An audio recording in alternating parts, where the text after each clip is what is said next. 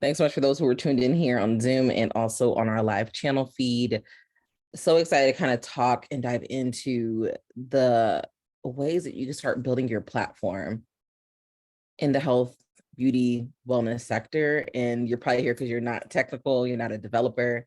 You are here also because you probably are not in a stage where it's like, yeah, let me flush a tons of capital or let me go get someone else's money and put it in here at this time and stage. I think this will be really helpful to kind of come up with the actionable plan, identify the best resources and approach in ways that you can, when you're ready to make that step of putting the time in to build it, including build the time and investment in to build it, you feel like, okay, I got a good solid plan to make this something I'm going to sell, I'm going to make generational wealth of, or become my new full-time job, or, go seek venture capital for.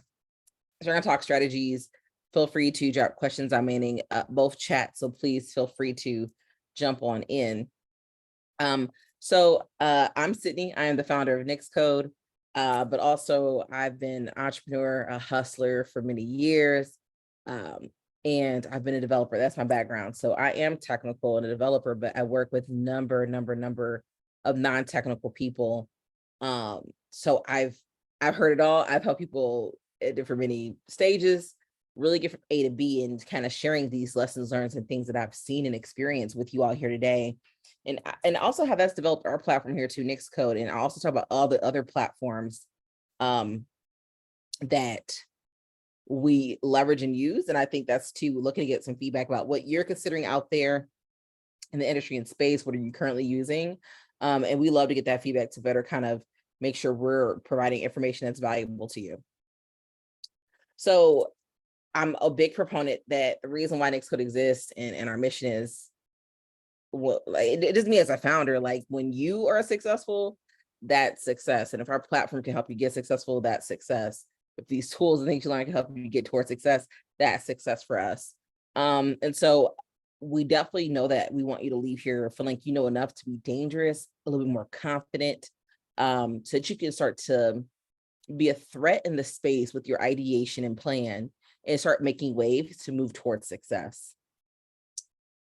If you have any thoughts or preconceived notions of what you think about tech, development, building a platform, that you got to be viral, already have some level peak of success to like start making money, we're going to get rid of all those things, remove the intimidation, and don't focus too much on the technology. That I know that's hard to say, like I'm building a platform, how to not focus on the technology. We're focusing on the value, we're focused on solving a problem, and we're focused on building something people will pay for. The how we do that, make that happen, let's not put too much into that, because we find that people who focus too much on tweaking the tool, you start to get away from the problem you were even trying to solve initially that people say they want to pay for.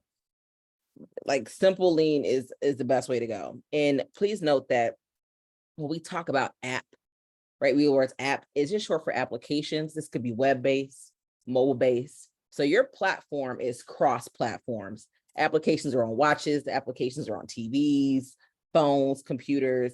Like, so when we talk about applications, we're talking about cross platform. So that's why we call it platform development. So as you see kind of our verbiage, when we say apps, that's what we're talking about. And most importantly, reason why we do these things and have you here is because we want to lift you up in the tech space. So if you aren't successful, neither are we. We want to get you ranked in stores, on platforms. We want to see you getting investment, getting press, PR, and acknowledgement for the work that you're doing as a technical, non-technical founder in the space. And especially around your health, beauty, and wellness. And I'm gonna speak a little bit to that a little bit in detail. Actually, I think I have a really good resource to kind of show you into how, and this may fit someone here's the description. I'm gonna share a different screen with you all of the health and beauty space where this may fall into something that you can relate to. I'm pretty sure so maybe you're founders, maybe you work for a company or an employer, things like that. So there are a bit of different ways that we've seen people use this information. So let me go ahead and share this screen with you all.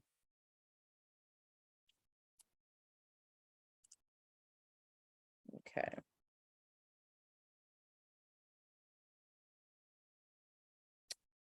So there's two things. There's just two problems that we realize in this space. Is one, health, beauty, and wellness startups and small businesses usually aren't provided a sales and marketed oriented solution to develop mobile applications without an engineering team, right? I think, and this is coming from SaaS founder. So you as a SaaS founder to a SaaS founder, like building an idea, that may come a little bit easier, but like, how do I put this to the market, get user growth, people to buy it, and not buy it at 99 cents, $1.99, but like, I want like contracts, like I want license partners, I want deals. There's not really a comprehensive tool for a SaaS owner to really show you and give you the insights to do that. And we find that without them, you get a lack of product traction, low sales conversion, mobile traffic, and traditional development. Going outside that route will really have a low ROI because you're going to spend so much money trying to do something custom. I want to talk to you a little bit, if you haven't dove about this market. I'm going to skip through some of these, but what the market that you're in, if you're here because you have health, beauty, wellness app. And if I can be clear, health is medical for you or others, or businesses who are in health space, you're building maybe a solution for them. It could be mental, fem health, all those things, employee wellness, wellness for individual self, mental wellness, emotional wellness. Beauty could be anything that beauty products is internal, it is face, it is skincare, it is maybe just environmentally friendly products, so beauty wellness space, right? The wellness and health component of beauty products and beauty merchandise. That's when I'm talking about this. This is the market makeup. The total addressable market, and this is for you guys. So if you're in this market, it's 112 billion. That's a total addressable market that you have to penetrate. And when we talk about market, this is people who you can start capturing money from. Like, you're going to take some of the market, or you're going to actually penetrate the market and expand it and grow it and make that $1 billion number grow. More than likely, you're going to probably capture some money out of that market and get a slice of the 112 billion and not be maybe one of the players that expand the 112 billion.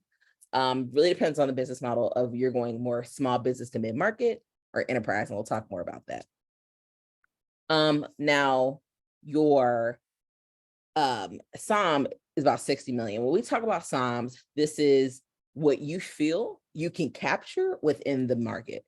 And usually if you're building a platform, so you're building a service in this space, on average, we see that the lifespan of a company can capture about 60 million on average of this segment.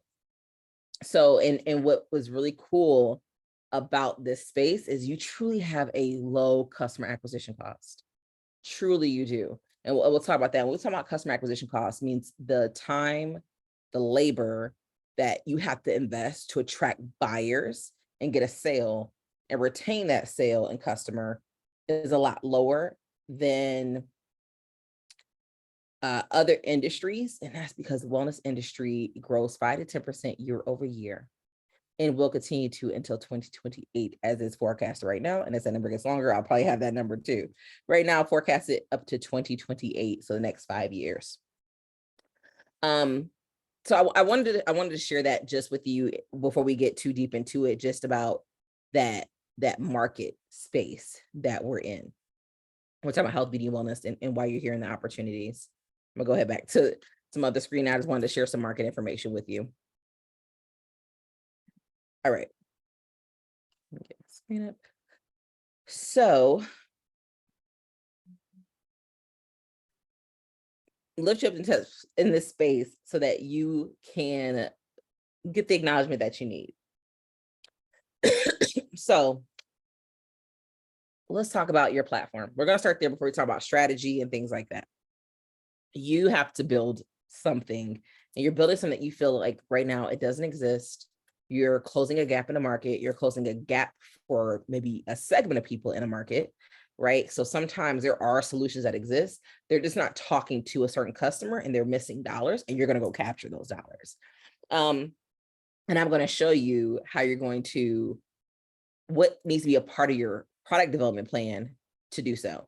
So when we talk about you building a platform, you have to be a tool and a resource. Means you have to make someone's life easier or better through solving a problem of access or an emotional problem. And this is where I think we heard this word MVP thrown around, and I'm all for building a minimal viable product is what MVP stands for, which means I'm providing value. That's good. We're providing value by all means, but sometimes people provide value and people still say, I wouldn't pay for it. Yeah, I mean, I need it and I think it'll help, but it's not something so dire or so like, it's not solving something so grand for me that I'm going to pay for it. So I always encourage building an MSP, a minimal sellable product. So sometimes solving the problem comes over maybe trying to deliver this philanthropic value. So when we talk about making people's life easier and better through solving an access to emotional problem, it needs to be something people will pay for. And people pay for tools, they pay for resource. If someone needs to build a house, they're going to go buy tools because there's no other means to get it done, right? This is how you capture the market. What are people missing for a tool that they need? Otherwise, they cannot get it done. That's truly a minimal sellable product. Sometimes people can still get it done another way. That's like, I provide value, but nothing they pay for. What are some tools that they need you to get it done? And the other piece is being a resource. What is missing for them or not being spoken to them that they need that can be in a really, really strong resource? It's like, this is so rich and invaluable. Like it's made my life easier. I feel equipped. Have my money. That's what we want to do. So I want you to think of like tools and softwares that you use, platforms that you use on the web, on your phone. And you're like, wow, like this is, I go to this app every day. I use this app in my life. They either captured money for me some way. It's probably because they fell into a tool or resource bucket, right? We think of apps, I'm just pulling this up because you have bookmark apps, you have apps on our screen, right? There's something that's there that people, it's like software of music streaming. You got Spotify, you got Pandora, but people have a very clear distinct that this tool helps me, this tool does not. This tool actually knows me, right? I would pay for it because it actually really listens to my ratings to give me the right list, right? And this is why it does better than other products. You can think in the terms of what am I building and how do I become a tool and a resource to a certain segment of people that connects with them, how they need to be connected to, how it delivers what they feel like they need and are missing in the market.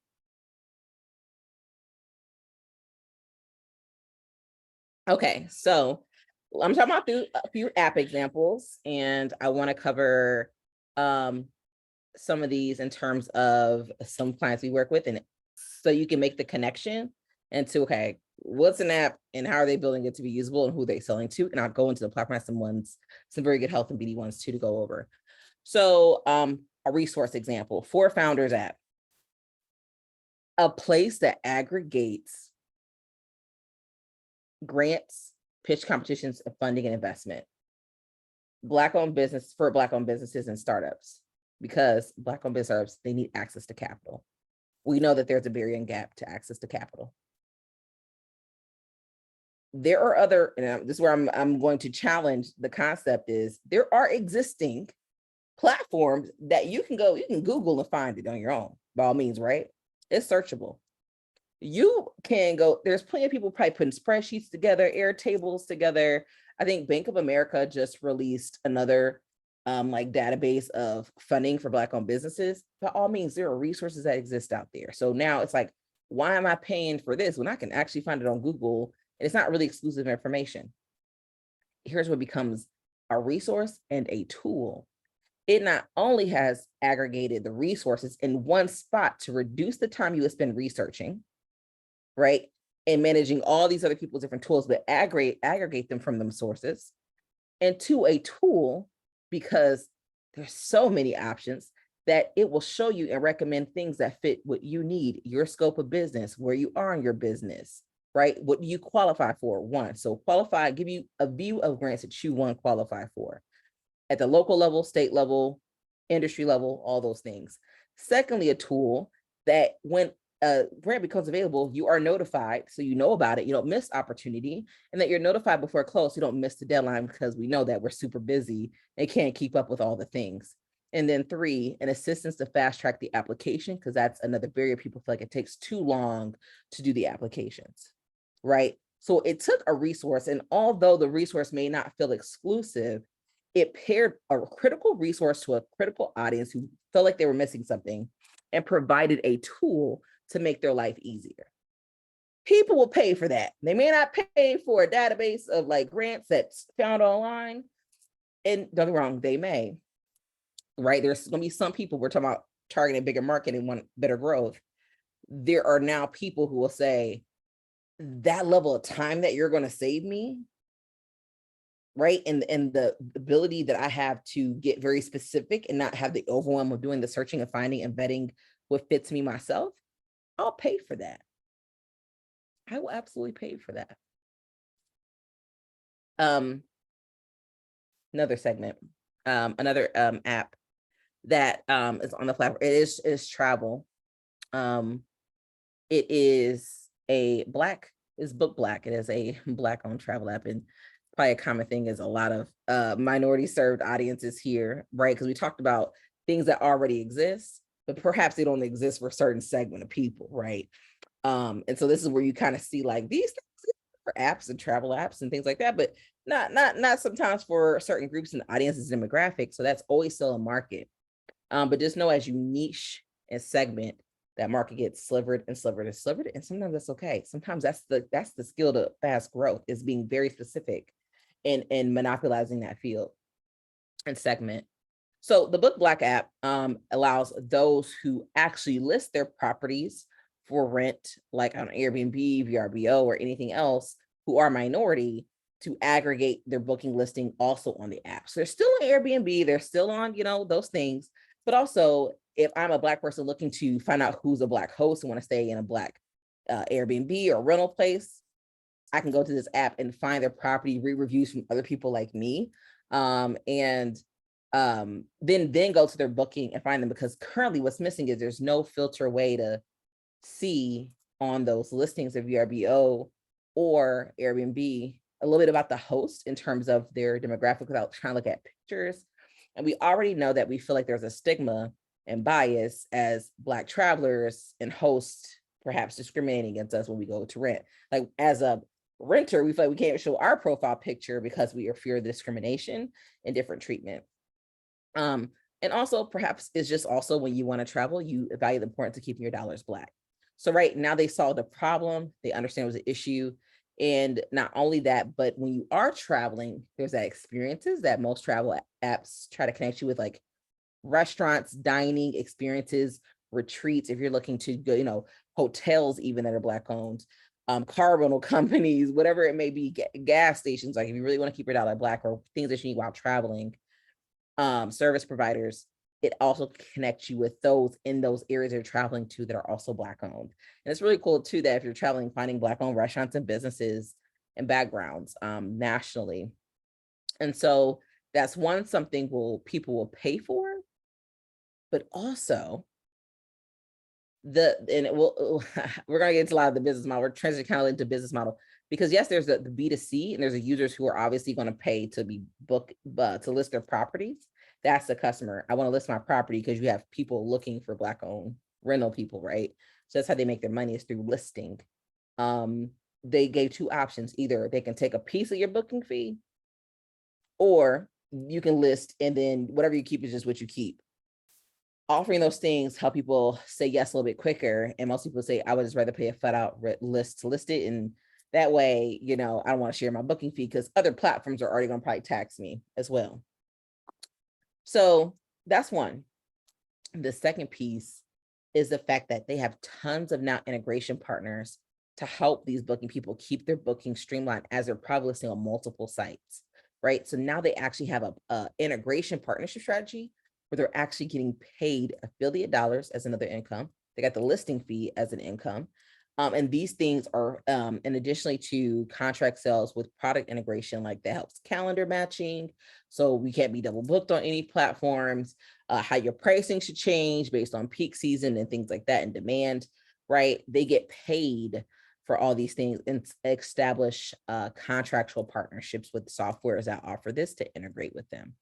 and built this through, we'll talk about the no code piece too, but that's how they're monetizing in 3 streams with one product. One platform, 3 different streams working for it, right? I'm going to get into some other examples here, maybe not these other 2. I'm going to go over to our platform real quick. If you're not familiar in NixCode, it is in our platform. I want to show you some of those examples. Let's look here. So let's do, this is a beauty one. So this app allows people to do pricing and comparison through a product scanner. And you can like shop merchandise. So I'm on the website, it's opening web things. And then you can like scan a beauty kit. And then you can like find products, searching by keyword, or scan a barcode for reviews and things like that. And so the revenue here is ad placement. 1, that you control your own, not doing ad mobs or things like that, that you targeting very specific ads and charge your own rate. And then 2, brand partnership and development. So this is where they offer brand partnership, right? So you get insights. The value here is that brands are going to learn consumer shopping behavior and get those analytics. How this helps them is that when they start running ads and campaigns, they now have a wealth of data of who, what, where, when, and how their product is performing in terms of a marketing perspective. So they can make sure, are we placing the right products in our marketing to attract the right people? What do we need to be pulling out of their product wise? That's just not, people just ain't, they're not interested, right? And so you're really helping their marketing teams, brands marketing team, better understand the approach they need to take with their marketing and product placement. Analytics is one of the highest, not the highest, probably I say 2nd or 3rd highest revenue streams that people are monetizing when they build a platform. And we're not talking about selling people's data. People think, oh, you're selling, oh, how people are using, people's information. No, of course not. But while you're building a platform, and all these use cases actually that I've mentioned, the 4 founders or the Book Black app, you're learning about a user. You see exactly what they're doing, what they're clicking, how they're making decisions, seasons they're booking, who they're booking, how they make booking decisions, what they take into account, how they're shopping, what they're looking for. That's sellable. People want those insights. They would love to know Airbnb, for example, or one of Ulta's beauty brands like to know, for this segment audience, because you're targeting Black women or Black and brown travelers, right? And we have this segment that we're targeting too. What insights can you tell us about this consumer and what they're doing and how they're making buying decisions? How are they making decisions about how they're going to spend their money? Because we need those insights so that we can start marketing and advertising a little bit more detailed, right? That's value that they will pay for on a monthly to annual basis. And the bigger your community grows, the bigger you can name your own price, right? Because it's just more data. So that's really important to you as your requirement for your platform, is that you have a way to collect insights and understand your users and what they're doing, because you can monetize that. No way should you be sitting on data and not monetizing it. All right. I want to run through, we'll keep moving on because I don't want to hold you up too much on just the platform, but I want to give you an example of a wellness app. It could be workout, something like workout, fitness, emotional health, like maybe like something similar to like a Calm app, the audio, relax piece. It is one more focused on diet and nutrition. This is more working on like fitness, things like that. I think this one's like an in-developed product. I'm going to walk you through exactly how brands in the wellness space are positioning it for enterprise sales. So we see people in a wellness space offering a platform for health and wellness support to corporate and nonprofit companies to engage and support their employees. All right. So with you, with your wellness app, we see people now can, and mostly their customer is going to be HR. So we're thinking from an HR perspective, because employees aren't seeking the solution. It's the corporate HR people like, hey, we got health insurance budget, we got annual enrollments, we got qualification time, we have wellness employee initiatives, we're spending capital here. How do we make this easier, especially now that we're transitioning to more hybrid and work remote workforce, that our workforce is getting younger as generations are shifting, and people prioritize wellness, workplace balance, and of course, mental and workplace stress management, super critical to corporate employees. So what happens, we see is that corporate companies and nonprofits don't have access to experts in the wellness space who can meet their budget or employee capacity. Companies don't have a way to retain wellness engagement with work-life balance for hybrid or remote work. They used to have people who had like a gym on site maybe, and they had this contractual team there. But believe it or not, the amount of money they waste on that, because of people who just don't have the realistic work-life balance to stay after working an 8-hour day to do something, or with the amount of work they have to do to take time for 30, 45 minutes to go downstairs, go to the gym, or change and things like that, is just not really realistic to a typical work day and work life of today.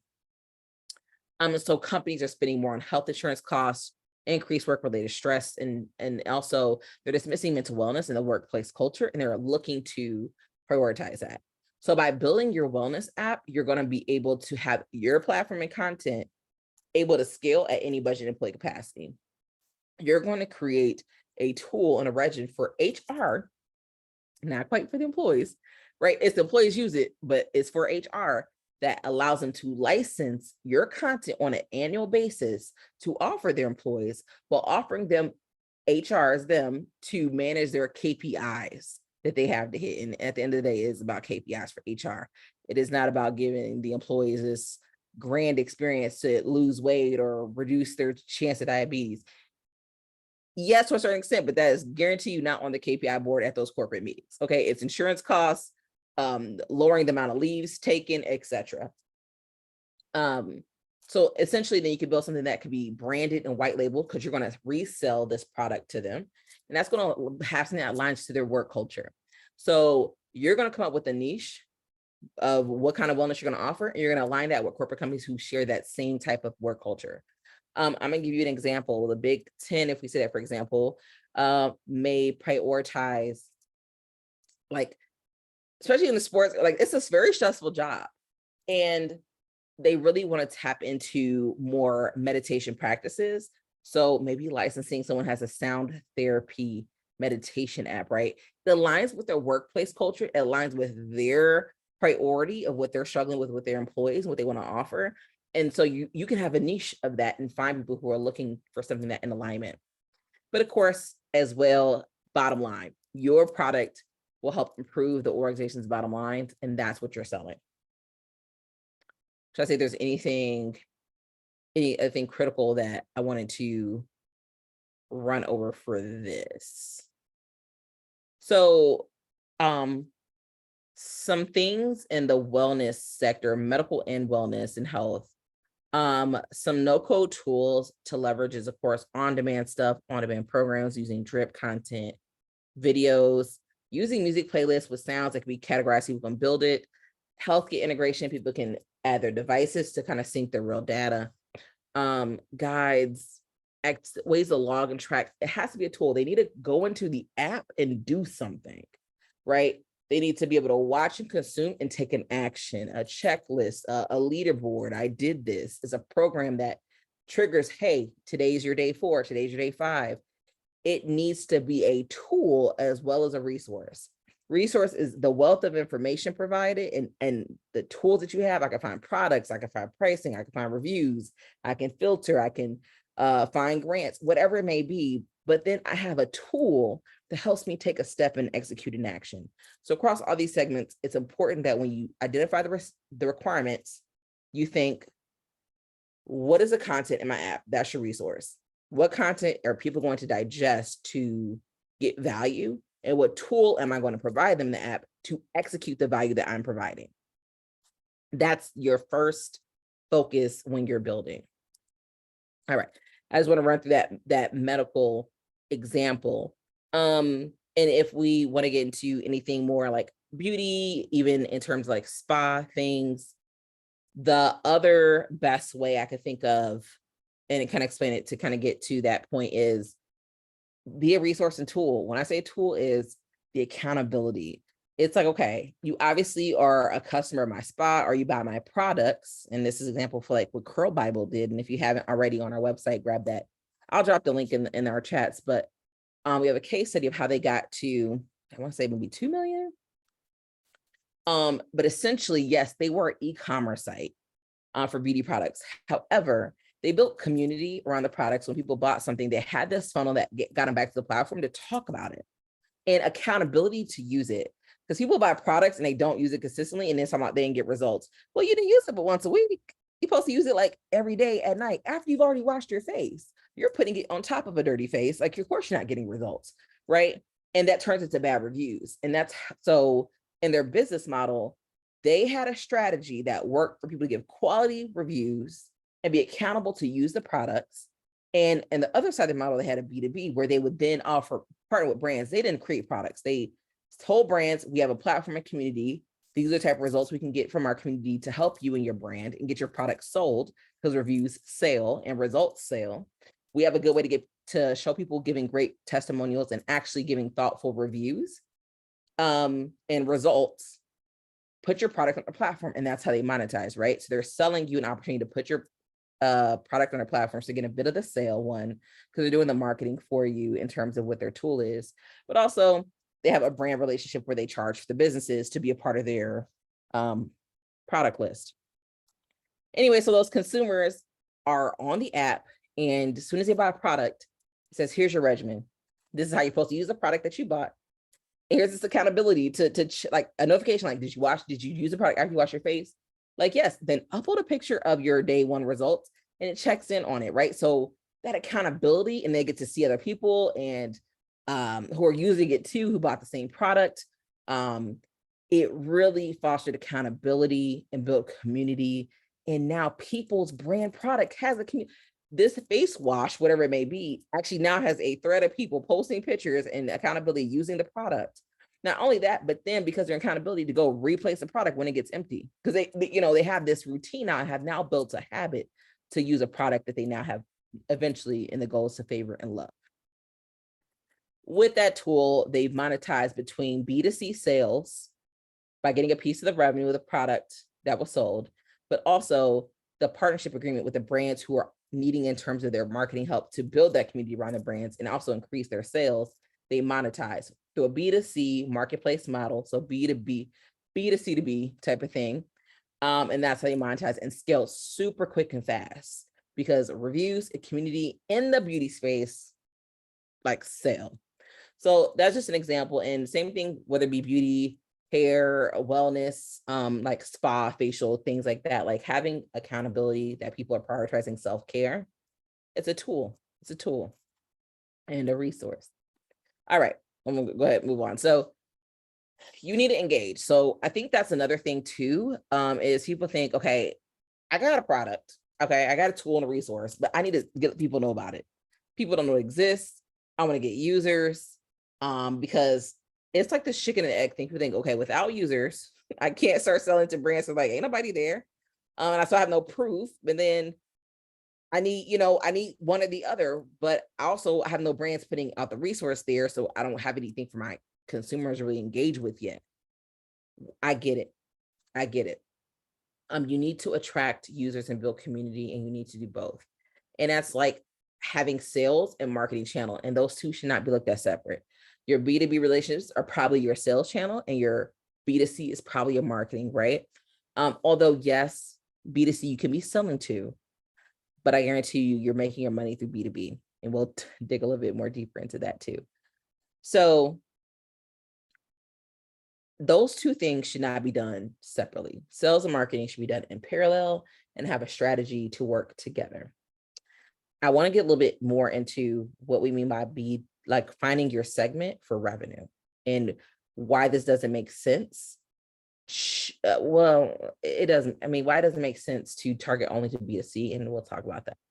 So when we talk about valuable engagement strategy, we're talking about ensuring that you're pushing relevant content and notifications to appropriate audience, surveying and understanding their behavior through data monitoring and collection. Before we go into the how you're doing that, I'm going to just, if you don't mind, I like to whiteboard and draft things out. So I'm going to share something with you. Okay, so we're going to workshop something a little bit here. All right. So when you think about B2C, especially in a platform capacity, the money's small. The money's small.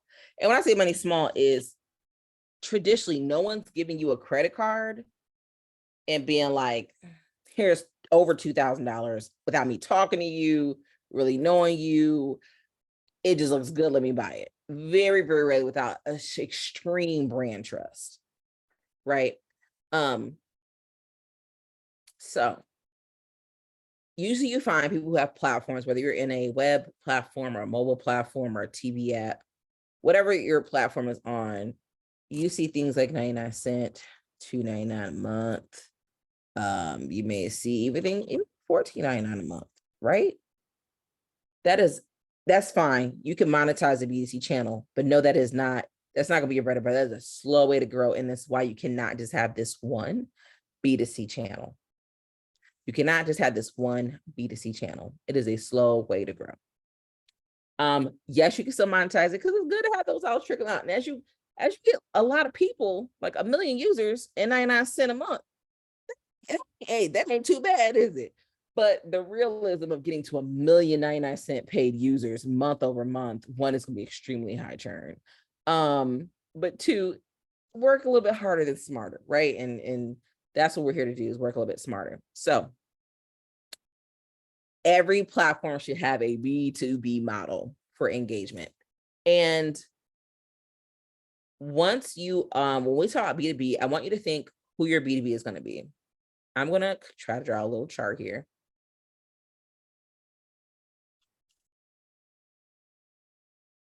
Let me bring this over. Yeah, see, make it a little bigger. You're going to have these areas. You're going to have small business. You're going to have mid-market. If I can spell. And you're going to have enterprise.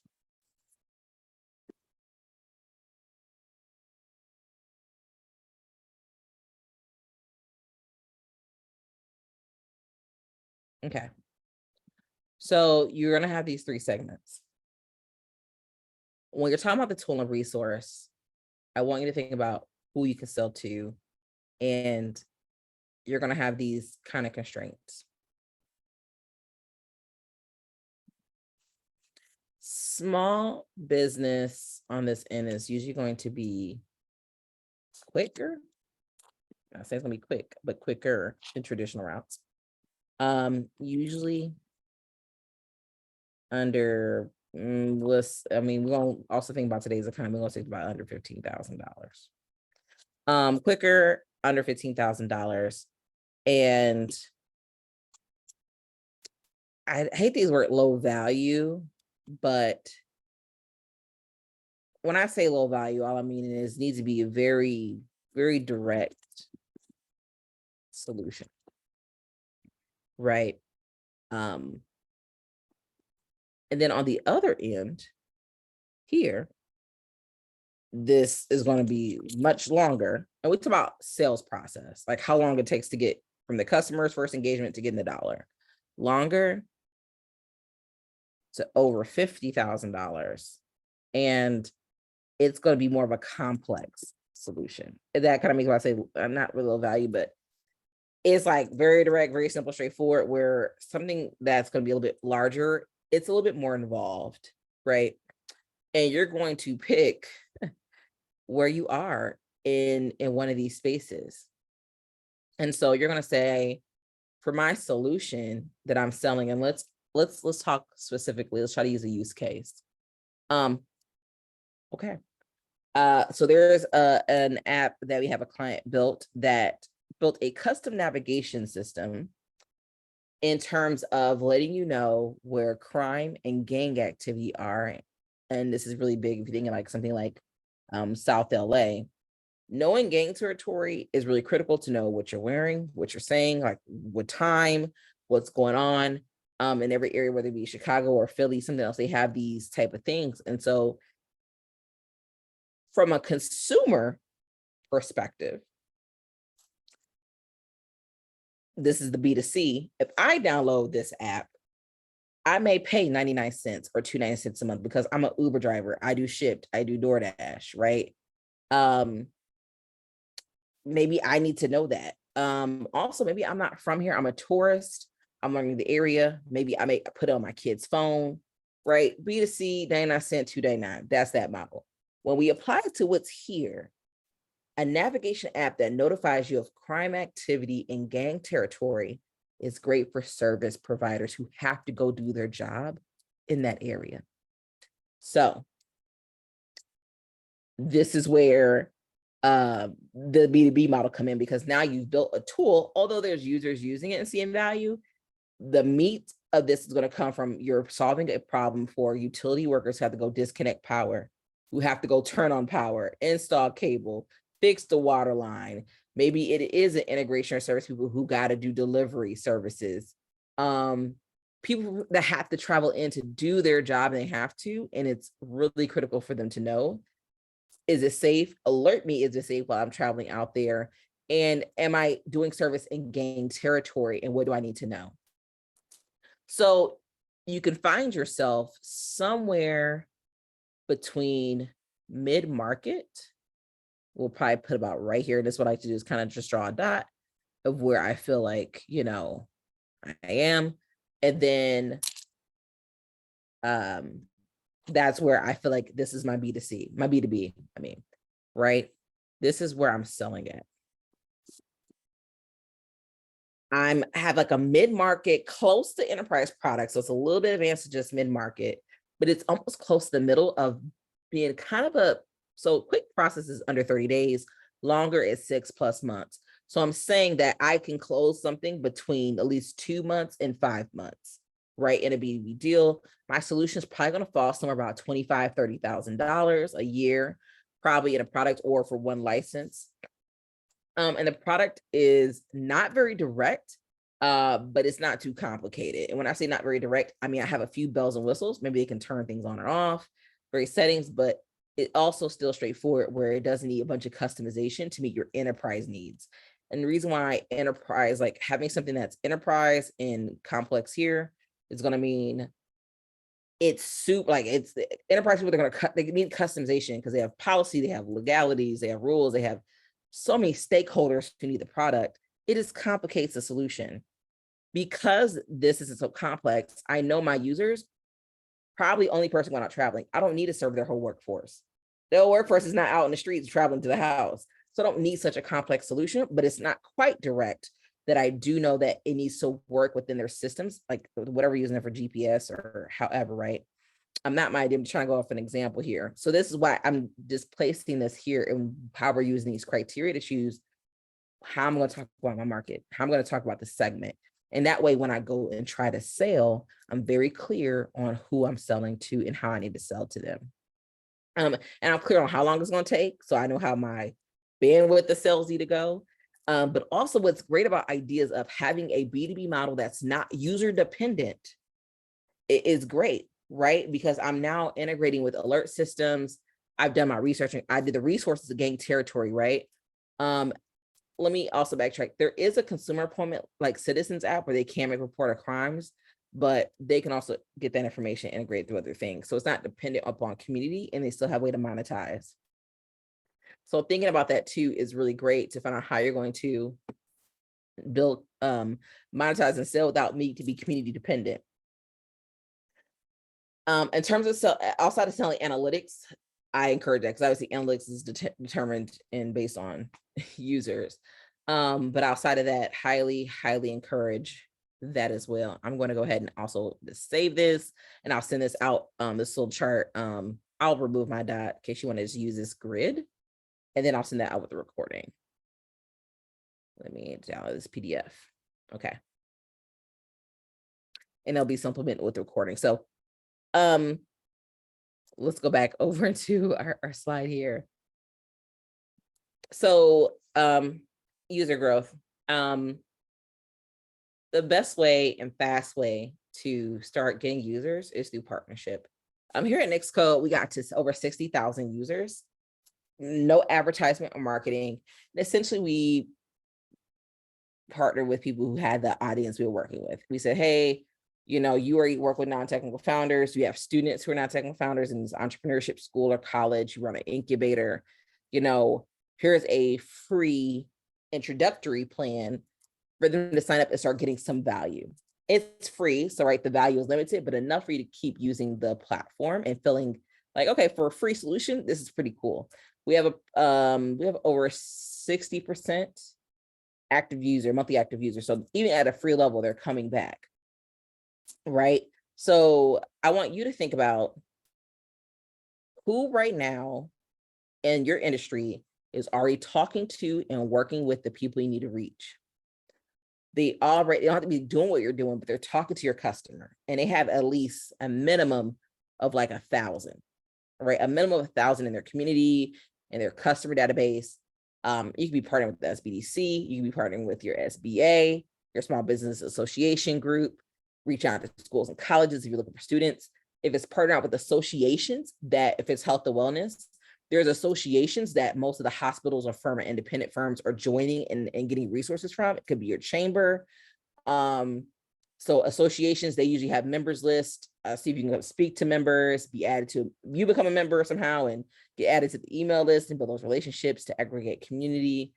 Tons of ways. Beauty has tons of communities as well, and associations where people, your consumer, the users they need the community on are at, and then offer some free value into there to get them in. And usually for B2C, because we're not trying to monetize them, I don't encourage, and we'll talk about this, I think this is in the slide, that freemium model is a way to go to get user growth fast.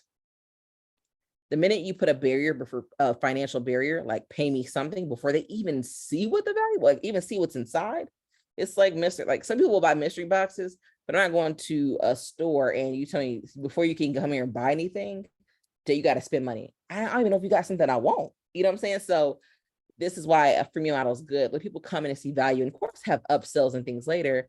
But our goal here is to build community because our money's going to come from B2B. So we need to keep them there and keep them engaged and entertained. So the way that we're going to encourage you to, once they're in, keep them engaged, is talk to them specifically. There's nothing to lose a consumer more than just blasting with things that ain't even relevant. It's overwhelming. People's phones are already crowded. Their life's crowded. Their email inbox is crowded.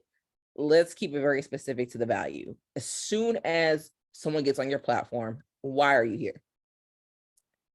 A form, a registration question. I'm here to learn funding opportunities.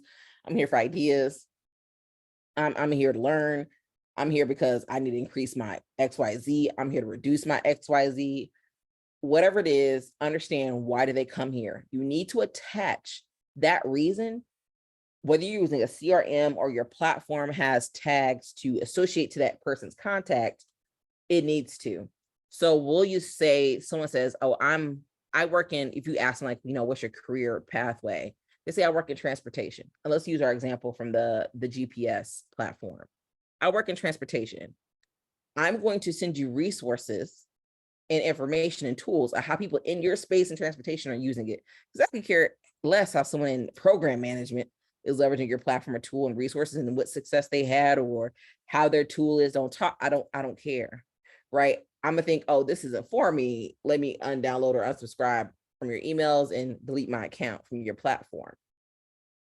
Although you can cross-serve industry and cross-serve segments and ages, however you do, it's important to associate their demographics, their career or their purpose for being here in the app, or their age, perhaps, or their gender.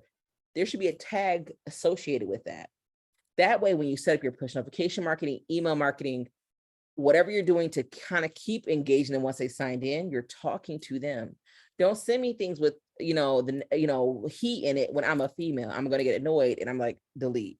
Don't send me something about an industry I'm not in or resources I didn't even come for. That's not the value I seen when I signed up for your platform. but you keep marketing and sending me things about this thing that I don't care about, I'm going to feel like maybe this wasn't the right choice and not really for me. And now I'm immediately associating with it. I don't see value. So that's really key in terms of your strategy and picking the platform, that you have exactly know who you're targeting and that you're getting the information from who's signing up. You're asking them, what do you want to know? Like, why are you here? There's a reason why they signed up. Why are you here? And a little bit who you are. And make sure your tools connect and segment those things so that you can talk and market specifically to them and keep them engaged. You'll keep them so much longer. Your user churn will be low. That's another result metric you can offer and tell your vendors and providers. What's also good about that when you do the B2B is they want to know these questions. What are people coming to you for, and who are they? You now actually are asking those questions and have the analytics to tell them that.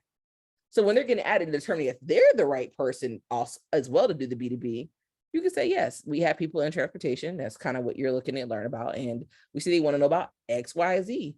And that's what you're also looking to get analytics on. So, I mean, and that's what the majority is. Not only this, just from a founder to founder, y'all, and just give you the game about analytics. This is how you're going to continue to make informed decisions about what you should do in your business. You should not be making changes around your product or your business model on assumption or emotion. It should be, what is the data telling me? And the data is the analytical numbers and the revenue numbers. What is the money saying? And what is the data saying? Okay. So an example of that, to be specifically, is my analytics tell me transportation is my most popular occupation type of user. And they make up 40% of my revenue. Okay. So when people start coming out with their product, they go really general and industry agnostic. And as you pitch or talk to investors, people say, you need to niche down, niche down. Don't be too in a rush to try to niche down because you don't have enough data.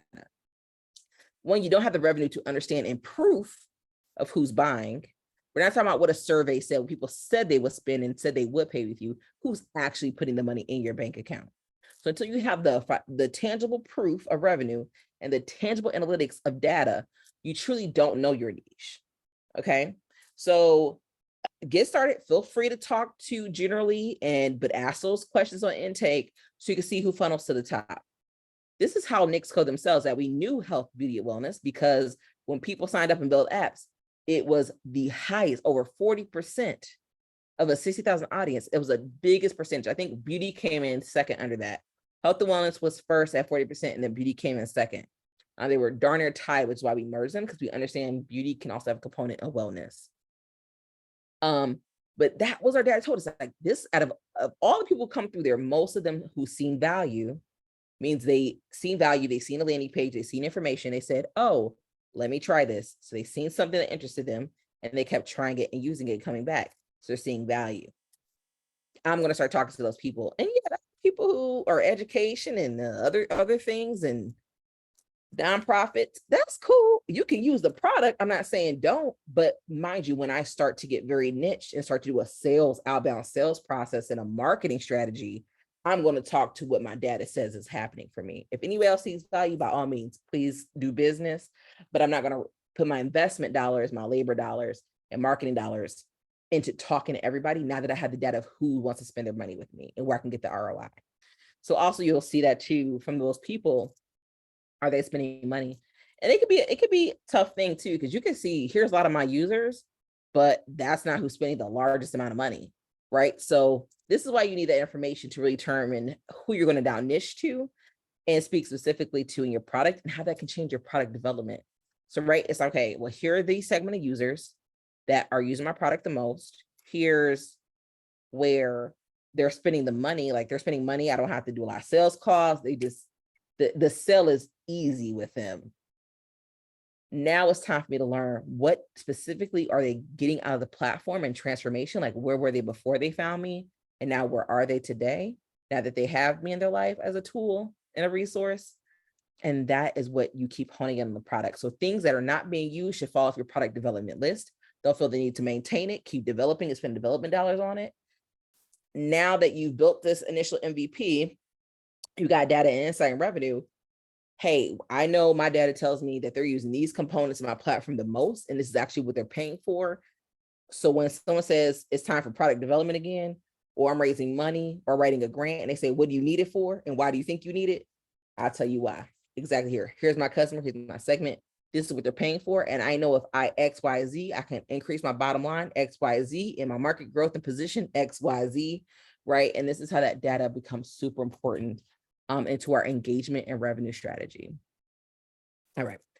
I'm not going to talk too much about app store optimization, but I'll keep it brief for those who are looking for the mobile capacity, because I know I feel like people feel like more successful with web traffic than app traffic. And a little bit about the difference is websites use search engine optimization. So I'm not going to cover. There's so many ample resources on SEO. You probably know how that works, right? SEO helps discoverability of websites and helps them rank through searching. In apps, web apps, smart apps, mobile apps, there's ASO, App Store Optimization. It's still keywording. It's just different keywords than SEO. It's still scoring, still all those things. But there's a strategy to app optimization to boost your app for discoverability. So you don't feel like you need to be a viral or big brand company or a viral brand to get discovered through an application. If you use the right keywords, just like a website, but just in an ASO form, you absolutely still find discovery. So most of platforms that are using any mobility, whether it's on TV or a phone, I guess, 72% of them are actually found through just an app store search. And it's important that basically you have the right keywords and optimization strategy. It's bigger than word of mouth until you get to a certain point, right? If something about your app hits a virality, absolutely word of mouth, but talking very traditional app store search is huge. And so I'm going to give you guys a success map because I think this is more down the line of strategy. Right now, I think the goal is get clear on the product and your user engagement approach, or how you're going to get users and start making money.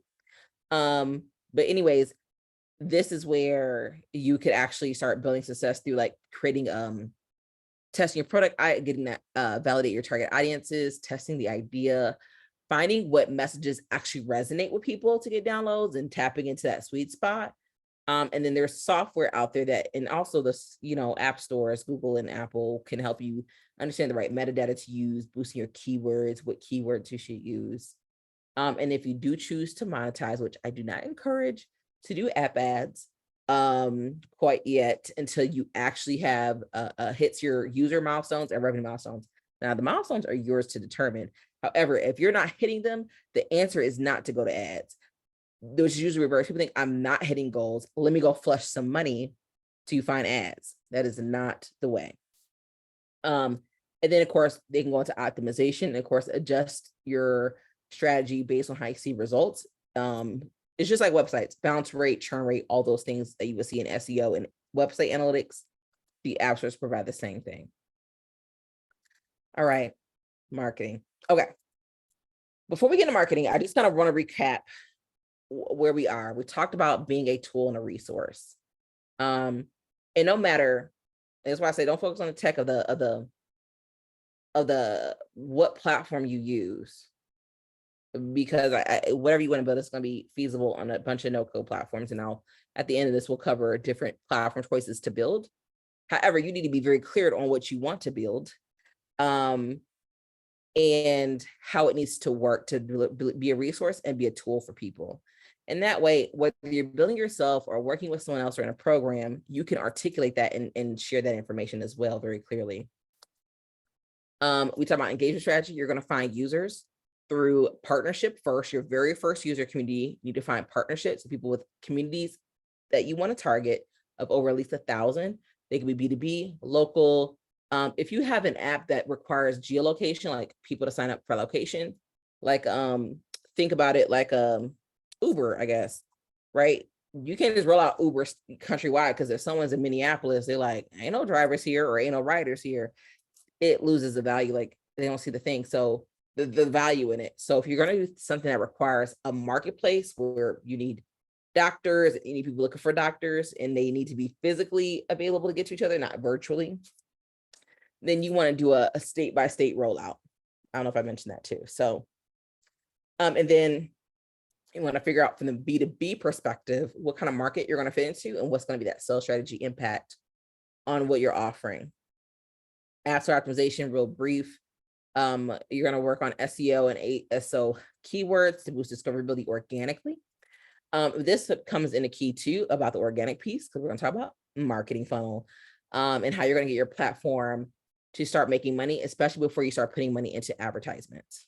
And I know I'm a little over time, so we will keep it brief. I will share this resource too with you once I send out the recording of things, which may be either tonight, late tonight, or tomorrow morning. All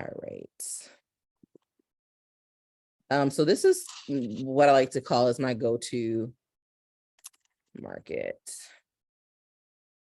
Here we go. All right, me open this up independently.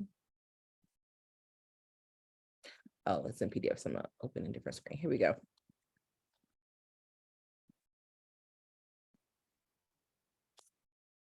All right, so when you create your platform, you're going to have some type of landing page. Even if you have an app on the App Store, people still can find apps through the web, you're probably going to still use social media to promote.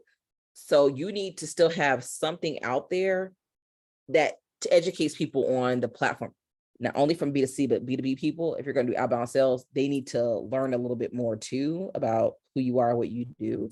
And that really helps for a good quality sales call.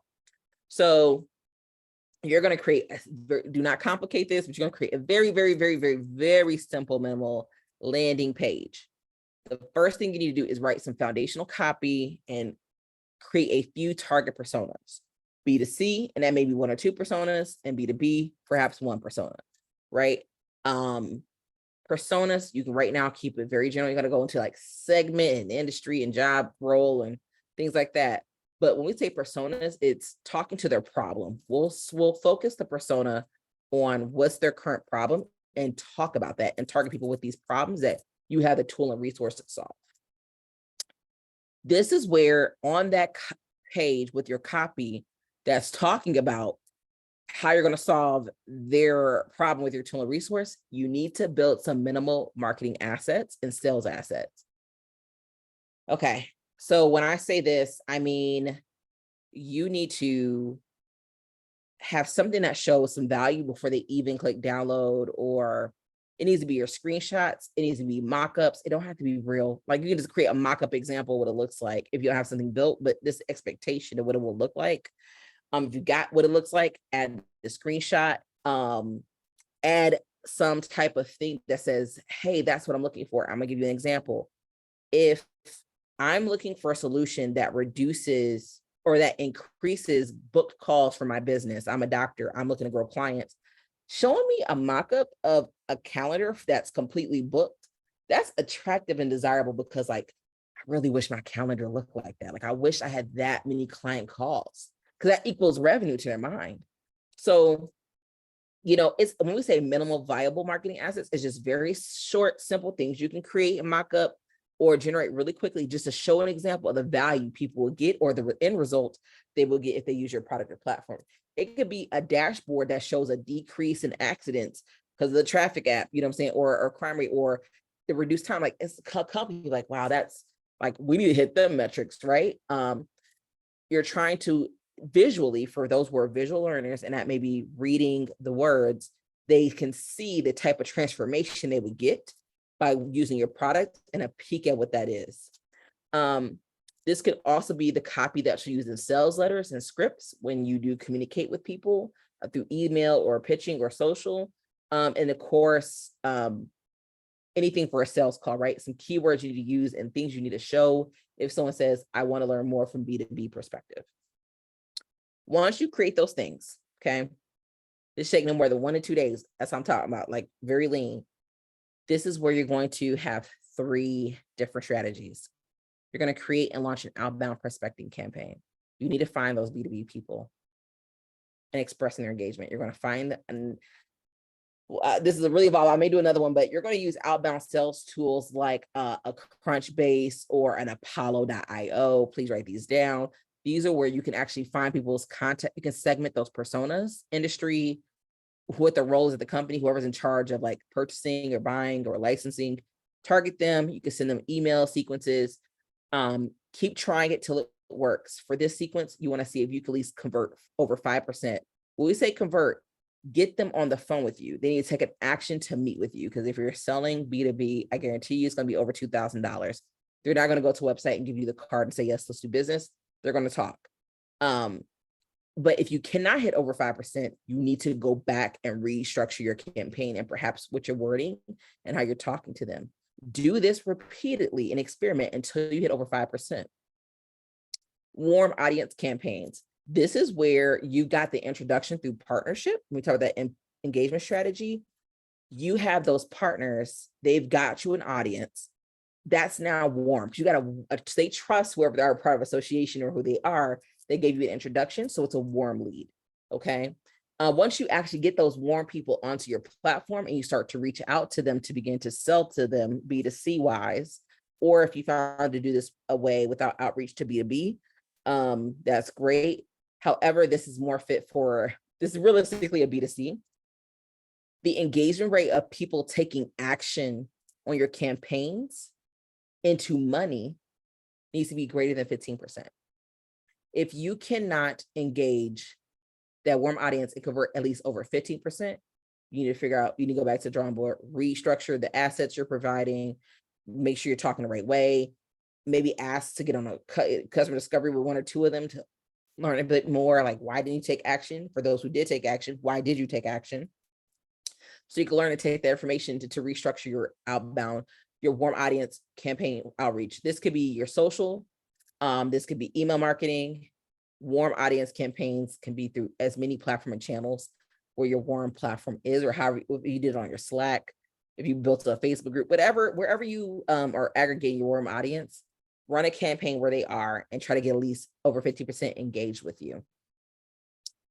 Cold traffic, people who have no idea who you are. This is you cold social media, reels, a YouTube video, whatever platform you're choosing on. If it's just SEO, ASO, cold traffic, right? This is where it goes low again. The cold traffic inbound, right? So this can be B2C and B2B. The goal is for launching a cold traffic, which means you're intentional about putting some of those minimal viable assets and copy out there online and letting them come to you. And the goal is to see all those people can you convert that come to you organically, who had no connection, you didn't reach out to them and they didn't get an introduction to you. Over 5% of them decide to engage with you. An engagement is to sign up, an engagement is to get on a call, or an engagement is to buy, okay? If you can't, go back to the drawing board. Until one of these come out, yes, can you move on to the next process? For the outbound and warm, once you've seen over 15%, it tells you whatever you did to get there was working. Now that that's working, now it's time to actually create a process. Now it's time for me to document what happened and automate it so that it's repeatable and eventually can run on its own. This is why we're talking about doing things without a team and without massive capital. We're talking about getting results that convert at our metrics without, one, we ain't putting no advertisement in, we ain't marketing dollars, we ain't got a bunch of team people. We did this through our own work and without having basically a technical team nor any type of marketing capital. So you're gonna document this process. Now, the action of trying to sell, this is the money. Of all those leads, over 5% that come in, you wanna convert over 20% of them into money, into revenue, okay? If you can't get over, you did those work, if you can't get over 20% of them to give you money, you need to reevaluate and ask, hey, those who did pay, why did you pay? Would you see the value? What made you say yes? For those who didn't, why'd you say no? And use that information to go back to your sales process for warm and outbound. Now for warm and cold, depending on, because if you're doing B2B or B2C here, but likely remember this is going to be probably your B2C. You can now here create an automated sales funnel, which is when people naturally cold come through, how do they learn about you and get signed up and pay? And usually as a platform, this is self-service, like a Canva, right? It's automated. You got somewhere, SEO, you found them, you signed up, they ain't talk to you, they ain't, they're not putting in all that work and trying to get you to spend money, right? It's automated and they convert over 5%, right? But if you can't convert over 5%, reevaluate. All right. This should be very automated. Inside sales process means it's very call driven, but that's because the dollar value is so high in B2B that you're not going to convert this automatically without anybody talking to you. However, because the dollar segment of our cold and some of our warm audiences is so low, we're not going to exert our time and effort trying to prove to them and talk to them about why they should spend money. Just automate it and let it come in, because platform, you actually fall into a SaaS or PaaS product, means a software or platform as a service. You see it, you see value, you pay for it. Canva, Microsoft Word, whatever tools you're paying for now, Netflix, you ain't talked to none of them, and ain't none of them reach out to you and ask you for a sale, right? It's automated and it converts. If none of those absolutely work after trying and trying and trying, reevaluating at least a minimum of 3 times, go back up to the top. Okay. Very rarely you have to, but go back up to the top. After you've done that and you've met the success of now revenue is converting at our metrics with a repeatable process and an automated process, now let's iterate on our product, because now remember, you have the data, you have the user, and you have the revenue. So what's your data telling you and what's your revenue telling you? What needs to be dropped off the product? What needs to be strengthened in the product? Where in the process of sales are waste, and where are you getting growth? So right here it's time to iterate on your product and your funnels using that feedback, getting case studies, and validating your unit economics. Unit economics is a whole nother discussion, y'all, but this is basically want to leave unit economics to your data analytics and your sales.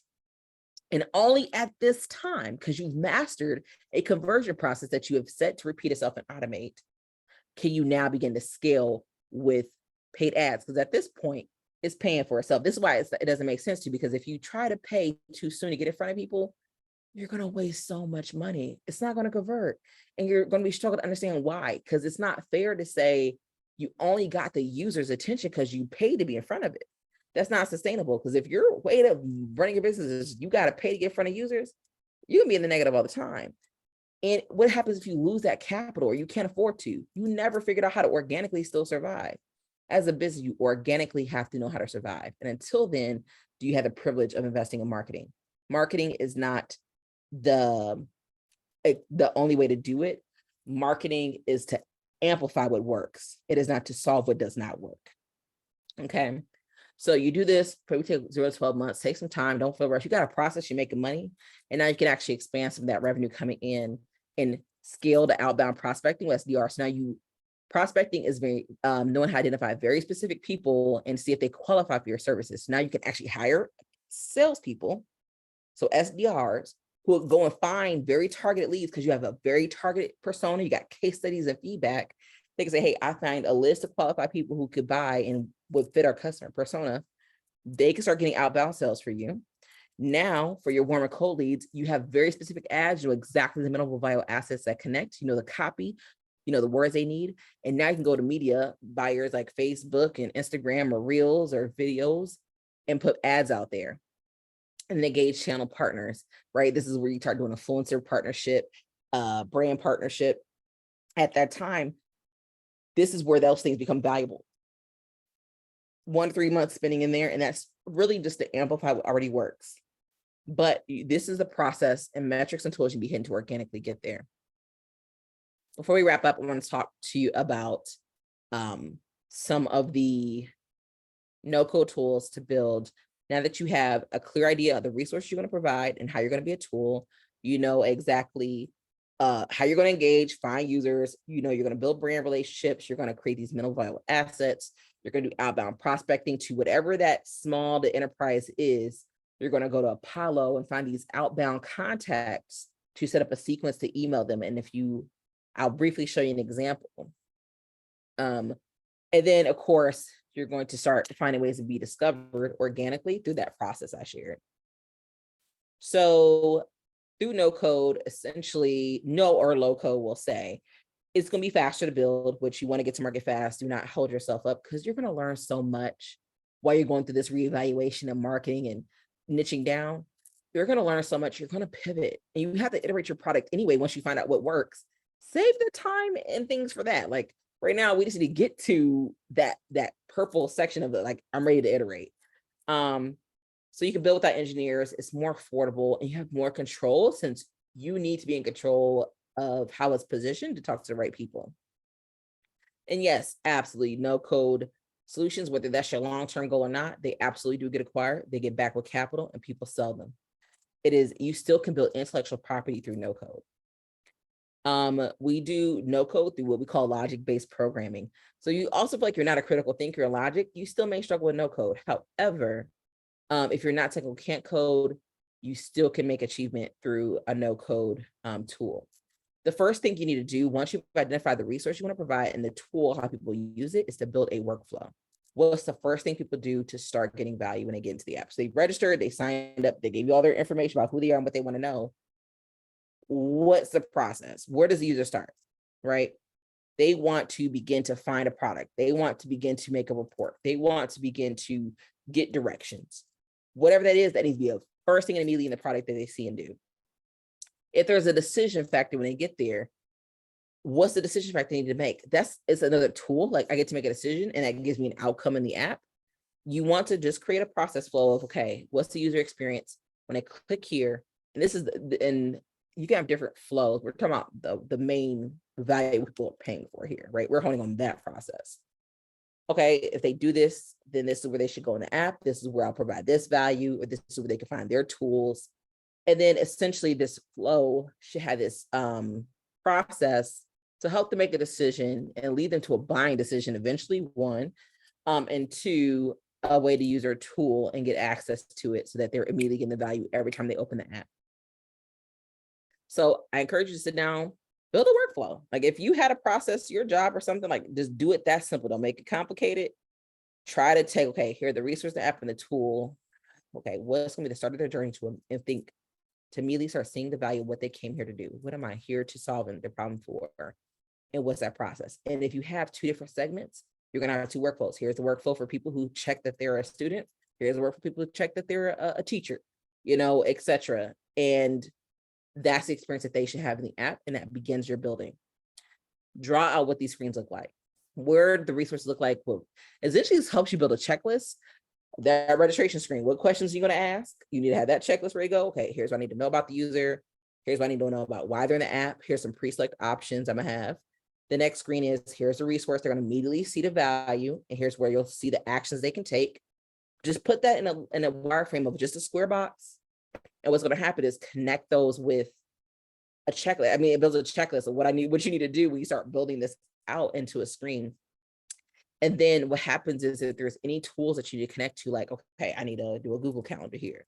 I need Google Maps here.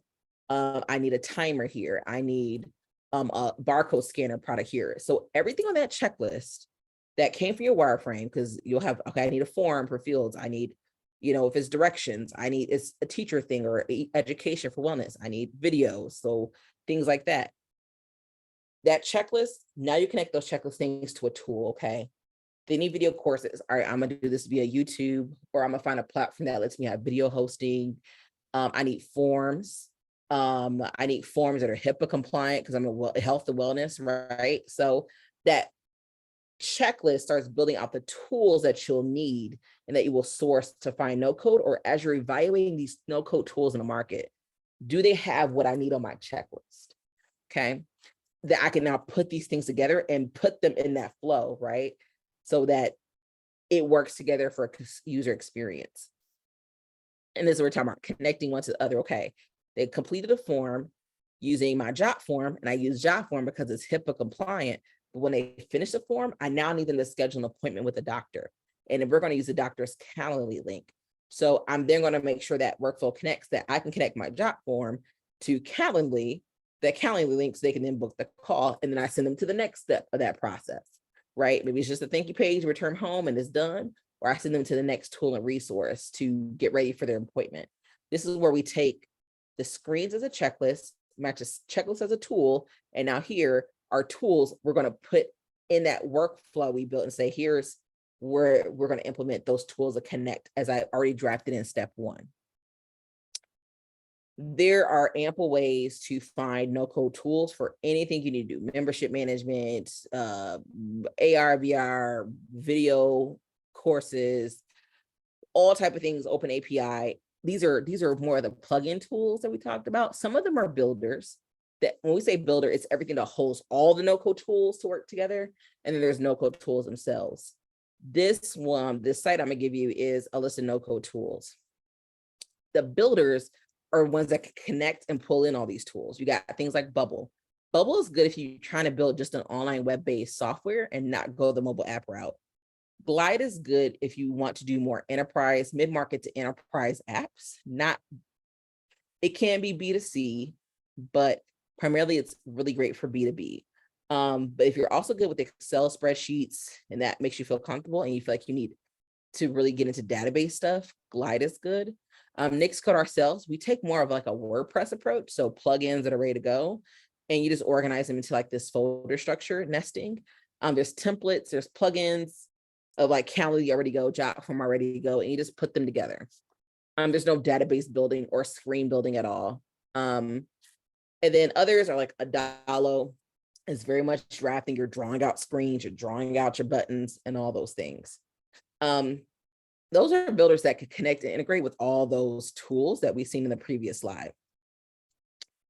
So some keys, keep in mind while you're building about factors for success is, does my user need to generate content when you're picking a platform and builder? That's important because that consumes data. So you want to think about, what are my costs to maintain this? And as my user grows, if you're having them do videos and pictures and generating things, that bandwidth and data skyrockets your cost. So something to consider in the approach.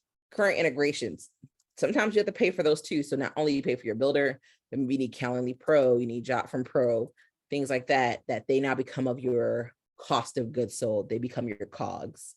But more importantly, are the things that you are spending your money on, like the user generated content, does it meet your requirements? And is it something that truly, without it, would it stop the user experience and to stop you from monetizing? Is that integration a nice to have or is it a must have? And if it's a must have, that's going to help you drive revenue. Does it meet your requirements? And if so, it's really worth the tool to put in there and the right one. So some things to think about as you're picking the right tool for success. That list I showed you of no-code tools is called nocodelist.co. Literally have all the no-code, they do their best at trying to aggregate most of all the no-code tools that you could pick by different functionalities. And Vision app, it's something I use to build workflows. If you're looking how I build like those app screens, they have a free workflow in Wireframe Builder. And then the Bubble tool was bubble.is, nixcodeapps.com, which is myself, glideapps.com. The other one is Adalo, ADALO.com. That's pretty good. There's tons of others. You can Google no-code app builders, but they're pretty feasible for you to just connect other platform tools, build around it. Some things are already preset in there. Some of them may have templates close to what you need. Start there, build your tool and resource first, do that pre-work or those 4 steps we talked about first, and then you're ready to go. I appreciate you all for tuning in. I will issue some of those PDFs I mentioned for that funnel map if you want. And then of course the grid, if you want to kind of print that out and start sketching on as you're brainstorming where your B2B segment is. Just so happy to help. Please let me know if you have any further questions. And we'll talk soon. Take care. Thanks so much. Bye.